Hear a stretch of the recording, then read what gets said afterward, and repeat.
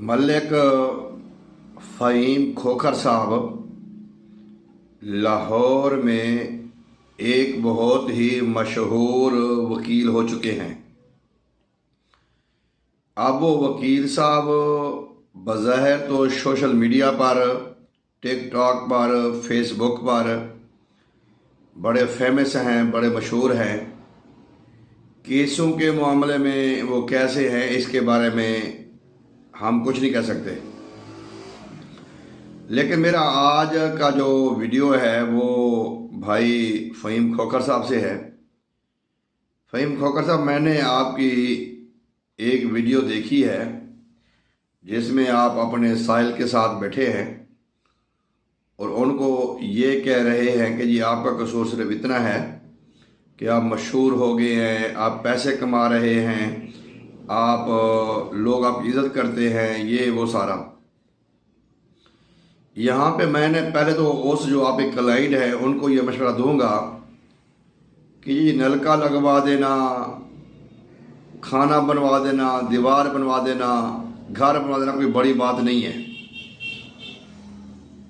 इस वक्त उनके इलाके में सैलाब है और सैलाब में बेशुमार लोग ऐसे हैं जिन्होंने घर किराए पे लेकर सैलाब ज़दगान को वहाँ पे रिहाइश दी है, खाना दे रहे हैं और आज तक एक वीडियो तक या एक ऑडियो पैगाम तक जारी नहीं किया। जितना आप खर्चा करते हैं एक महीने में, वो फ़हीम साहब की क्लाइंट की बात कर रहा हूँ, उतना उनका एक दिन का खर्चा है। उनका पेशा भी आप वाला पेशा है, वो भी छोटे मोटे हकीम साहब हैं। तो उन्होंने किराए के मकान लेकर सैलाब ज़दगान को रिहाइशें दी हैं, खाना दे रहे हैं, उनके बच्चों को तालीम दे रहे हैं, उनके और बच्चों को रोज़गार दे रहे हैं। माशाल्लाह, ये ज़रूरी नहीं होता कि नेकी करें और फेसबुक पर डाल दें। अगर आपके अब्बा सच पर मुबनी होते तो वो पेशी भुगत के जाते, अदालत का सामना करके जाते, फिर उम्रा करते, हज करते, वो अलग बात थी। लेकिन मैं आज आप भाई फ़हीम खोखर साहब से मुखातिब हूँ। भाई फ़हीम खोखर साहब, गो कि आप एक वकील हैं, वकील हो, हकीम हो, ये एक सिफ्त है अल्लाह ताला की तरफ से बंदों को मिलती है। और जब हकीम और वकील इसका नाजायज़ फ़ायदा उठाता है फिर वो परेशानियों का शिकार हो जाता है। मैं अक्सर आपकी वीडियो देखता हूँ या नज़र से गुज़रती हैं और आपसे शायद मुलाकात भी हुई है एक दो बार, क्योंकि मेरा भी काफ़ी आना जाना रहता है आपके यहाँ पे कोर्ट्स में, हाई कोर्ट लाहौर में।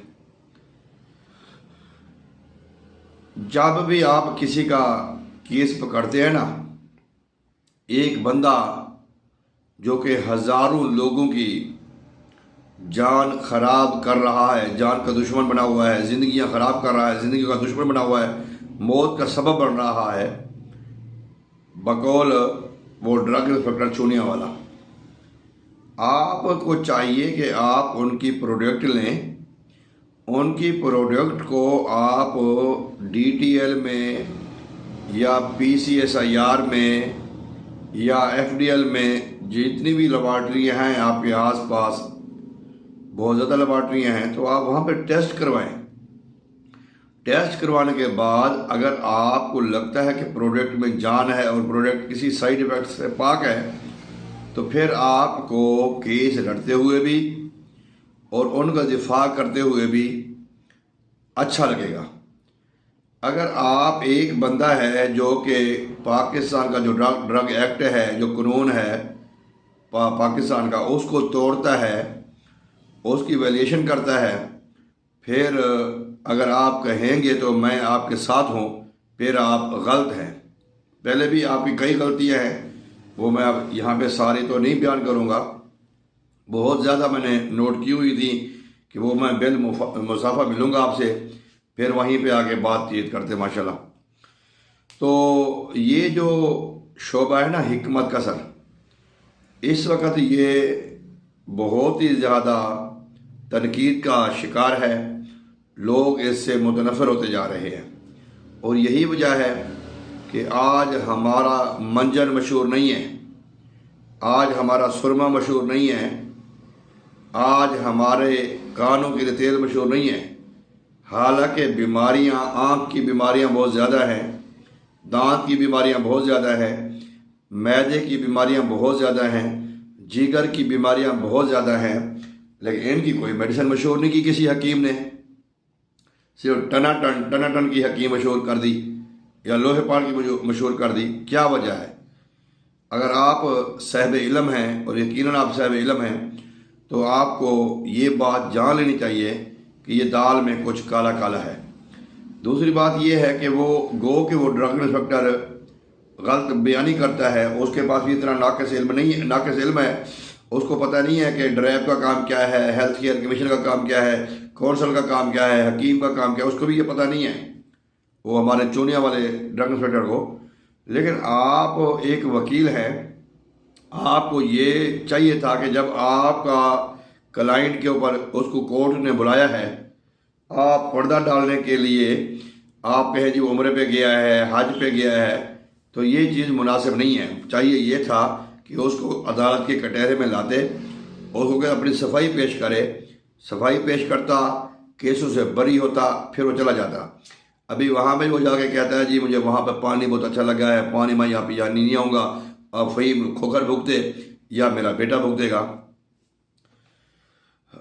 फ़हीम खोखर साहब, मेरी एक बात याद रखिएगा ज़िंदगी में सर, अगर मैं किसी की जेब काट कर या किसी का हक मार कर या हराम कमा कर मैं किसी को नलका लगवा के दूँ, किसी को घर बना के दूँ, किसी को खाना खिलाऊँ, वो मेरा ज़ीरो है, कोई फ़ायदा नहीं है उसका।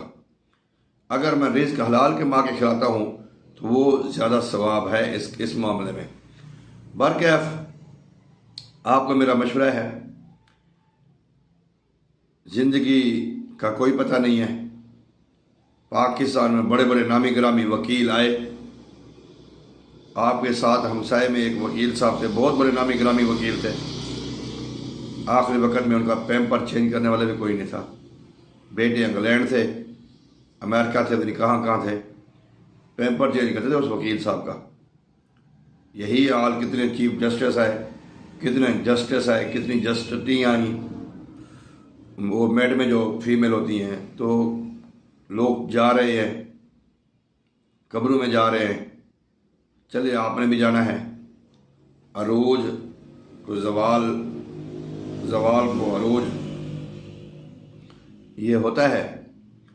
तो बहरहाल मेरा आपसे मशवरा ये है, आप एक अच्छे वकील हैं, सोशल मीडिया में या फेसबुक पे जैसे भी हैं, लेकिन आप जो भी केस पकड़े और उसकी तहकीक करें कि किसी आप गलत आदमी की सपोर्ट तो नहीं कर रहे।